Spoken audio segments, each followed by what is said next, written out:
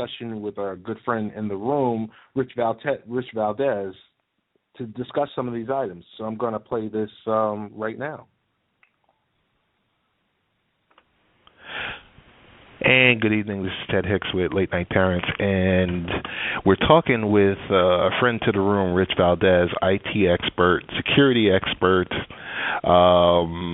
Overall, we've talked about many technology-related topics before in the past, but the issue I wanted to bring up to Rich tonight was about Apple Pay being in China, being released in China, but unfortunately, there's been something else that has taken over this segment, and it's really due to a judge forcing Apple to help unlock the mobile phone or the iPhone of the San Bernardino shooters. So, just in case if you've been living under a rock, a federal judge on Tuesday ordered Apple to give investigators access to encrypted data on an iPhone used by one of the San Bernardino shooters. Assistance the computer giant declined to provide voluntarily, according to court papers. So there was a 40-page court paper filed by the U.S. Attorney's Office in Los Angeles. It argued that it needed Apple's help to find the password and access the relevant data, critical data, that's locked away on Syed Farouk's iPhone 5C. These were the two terrorists that were accused, they were alleged, they were responsible for killing up to 14 people on December 2nd. So, Rich, welcome back to the show. You are the voice of so many segments and so many spots on here. So I thought it was just important to bring you in because this is security, privacy, and encryption. But welcome to the show. Thank you, Ted, so much for that introduction. It's always good to be here talking with you on mic, which is about 1/100th of the time we speak off mic. And that's probably an under-exaggeration. That's but true. It's always good. It's always good to be here. Always good to speak with you about things going on in the technology world and the world in general. But yeah, regarding this one, this is a little interesting. But it's also not the first time it's happened. Really? Give me a description of, this is like mainstream. This is, for mainstream America to know. It happened it happened here. It was in New York. I did a little research on this in October of 2014. The U.S. Attorney General office here in New York compelled, as they say, a smartphone manufacturer, which at the time went unnamed. I believe that might have also been Apple, but I won't say that for sure. But to do the same thing, to bypass like the lock screen on someone's smartphone to get to as part of a credit card fraud investigation. So it's on the outset, it's similar. We're talking breaking encryption here and unleashing what that may open up to the world versus just opening a lock on a phone. But at its heart, it's the same thing. It's breaking security on a device as part of a criminal investigation. But what's your take on Apple?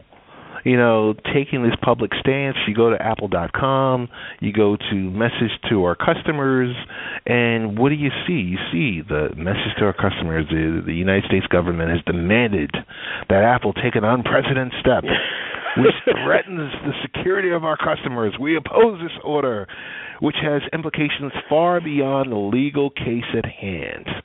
This moment calls for public discussion, and we want our customers and people around the country to understand what's at stake. So is Apple kind of digging in? Are they digging in? I don't know where I personally stand on it, but I'll say I can see both sides. I can see people saying that they're digging in, that they're almost taking a stand and, drawing a line and saying, no, we just can't do this. I can also see people saying, well, they're making this big show and puffing up and everything just so that when things go wrong later on, they can say, we told you so. being verbal about we don't really want to do this because it violates privacy and it violates this and it goes against our company principles, the security, which, I guess it does because they have been good about applying encryption and security to devices version over version to make them safer for us to use. No question about that. But personally, I see this as a different type of situation. I mean, we're not talking about the credit card fraud. Sure, that is a crime. People are affected. It's money. No question about it. People, deserve or need to be charged and held accountable for that. But we're talking about not just loss of one life. Not that any one life is less important than another. We're talking about multiple people killed here. We're talking about a definite terrorist investigation that could go much larger than just the two people who were immediately involved. I mean, in this case, it's not even a question of, well, do we think these were the people who did it? There's, it's unquestionable fact that these are the people who were involved. These are the people who set the bomb.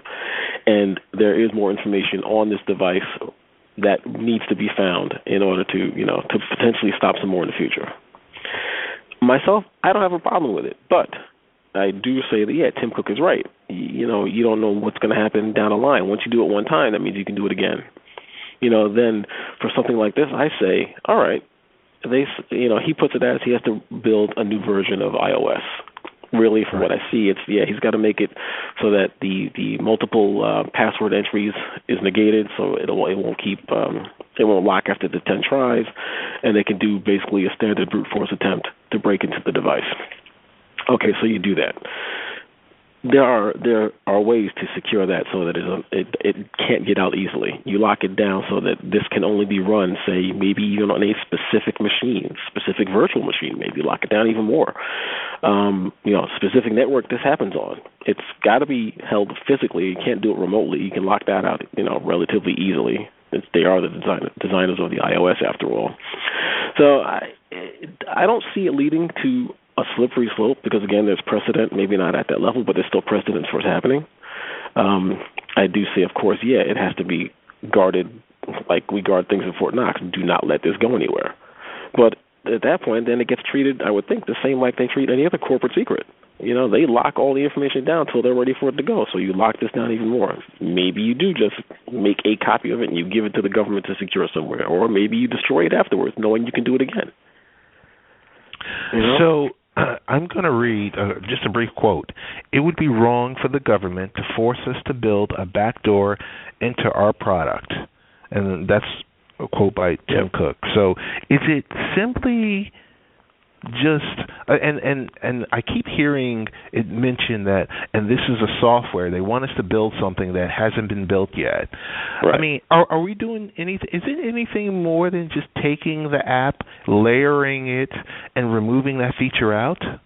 I mean, am I missing something? I don't do Apple iOS programming, but I equate it to an OS upgrade. So every upgrade added features. Right. So you apply a quote-unquote upgrade that removes those features. Right. That maybe I'm being simplistic about it, but I don't think so. I mean, maybe we are, maybe we aren't. I think we might lean towards the side of we are because this is our profession and this is what we've been involved in, better part of half of our lives. You could say, hey, we've been involved in this specific industry.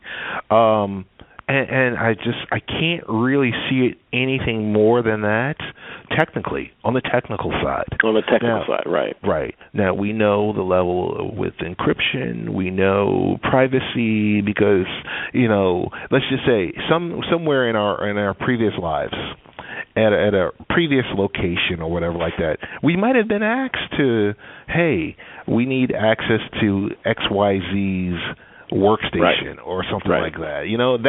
That's a request that IT hears and sees about on a regular basis. On a regular time. Or hey, this machine is encrypted, or we need to have that conversation about, hey, how do we encrypt this specific machine? So this is just the opposite of tearing it down, making that version of iOS so that they can get in there. Because, I mean, this is from what I heard, and I could be wrong. I'm wrong all the time. Trust me, I'm wrong more than I'm right. Rarely. But it's at a point. I think what's in question is 18 minutes. FBI is unable to. It's at that point where 18 minutes of missing data on the device. I think it's either 18 minutes of missing data on the device, or signs they can't count. I mean, time that they can't count for. So they need access to the specific data. You know, see, I mean, so legally, once they have the warrant and the court order, they, you know, I don't know if they treat this like when, you know, entering someone's home, where, you know, you have to have a warrant for search for specific items, you know, other items found do not apply, or again, just because of the nature of this situation, that so whatever we find on the phone, we get to use. I mean, because remember, think about this also. They're not charging anyone here. There's no one to charge. There's no one to charge. Right. And so this is just an investigation of what led up to this. Right. Now, I agree if they're asking, you know, Tim Cook and Apple to introduce this as a part of the iOS for everyone's devices. I agree with them. No, this shouldn't be on all the devices.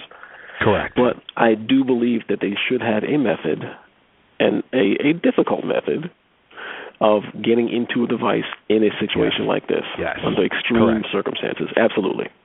Correct.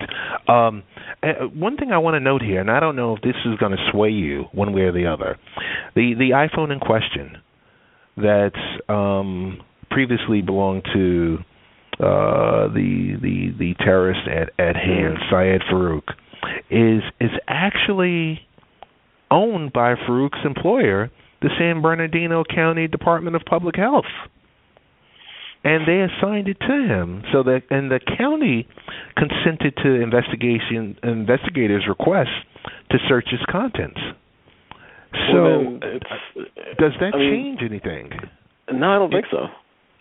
Not at all, because, well, it's not his phone, so even if he was alive, the conversation wouldn't be with him. The conversation would be with his employer, as you just indicated. It's not his phone. He was using it. You got to be pretty sure that there are some usage policies, and I would assume that being involved in such activities would violate those policies, which means anything on the phone would be in break of his contract with his employer, which then makes them able to legally do whatever they want with the data. And again, it's part of a federal investigation, and they have the warrant. They've gone through all that to get it, so now they just telling the manufacturer, all right, you need to open this up. The prosecutors also argued evidence in Farouk's iCloud account indicates that he was in communication with victims who he and his wife later shot, and phone records show Farouk communicated with Malik, that was his wife, using his iPhone. So it's kind of at the point where the prosecutors allege in their filings that Farouk may have disabled his iCloud data feature to hide evidence. So although investigators have been able to obtain several backup versions of Farouk's iCloud data, the most recent version they've been able to access dates from about a month and a half before the shooting. So they said, you know, this showed that Farouk may have disabled the feature to hide evidence. So this is all about, it may not be that 18-minute mark that I originally talked about.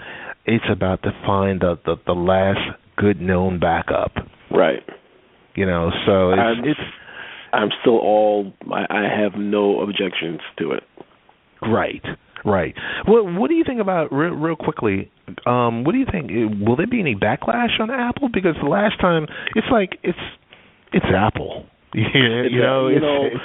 I don't see how, well, someone is bound to voice their opinion and say that, you know, if they do, you know, provide the access, or create the access, we'll have to say, since they say it doesn't exist. If they create the access and they provide the information, whether or not anything is found will be irrelevant. Sure, there will be some people who say they're doing wrong. They're violating trust. But again, as long as this is not distributed to any devices, I don't see a violation of trust. This is part of an investigation. This is crime. This is what's necessary, and I don't see it being like a violation of privacy. They're not going into anyone else's information. I mean, again, not being morbid, the man is dead, so he has no privacy.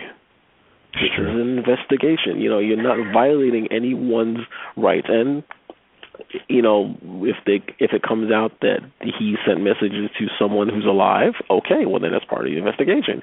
If it comes out that yes, he did correspond with some of the people who he and his wife later then went on and shot, well then okay, let's see what those communications were. Were there signs? Was there more information that someone could have picked up on? Was there threats? Were there warnings? This is needed. True. Let's put it in hindsight, in comparison. Let's just say, purely for argument's sake, that this was a phone that was found on the plane that landed in Pennsylvania on 9/11. Right. Would anyone be arguing, no, don't go searching for this? No. Don't do everything possible to track this down. Well, totally. I mean, we're calling it terrorism, which it absolutely, positively was. No question about that. Let's find out. That's true. That's true. And like I said, I'm thinking, down the road, is there any backlash? Because, I mean, what have we seen with Apple? We've seen a whole lot. We love their products.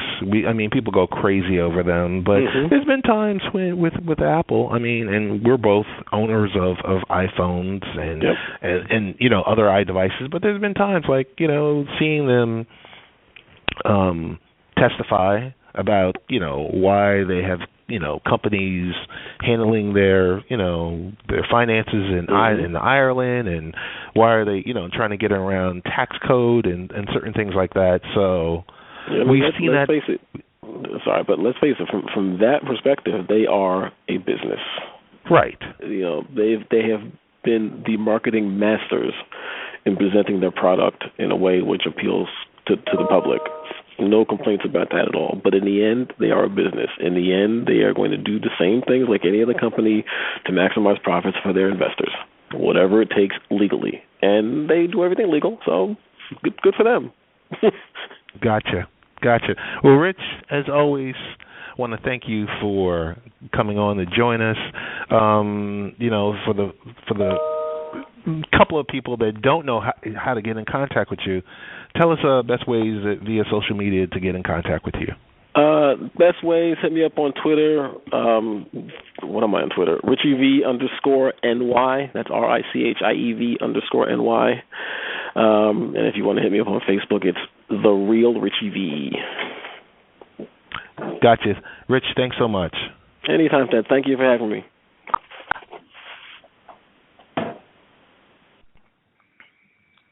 And that was Richie V's take, Rich Valdez's take on Apple's fight against the U.S. government. Just really want to get into the 45 minutes past the hour segment. TED Talks on LNP. That's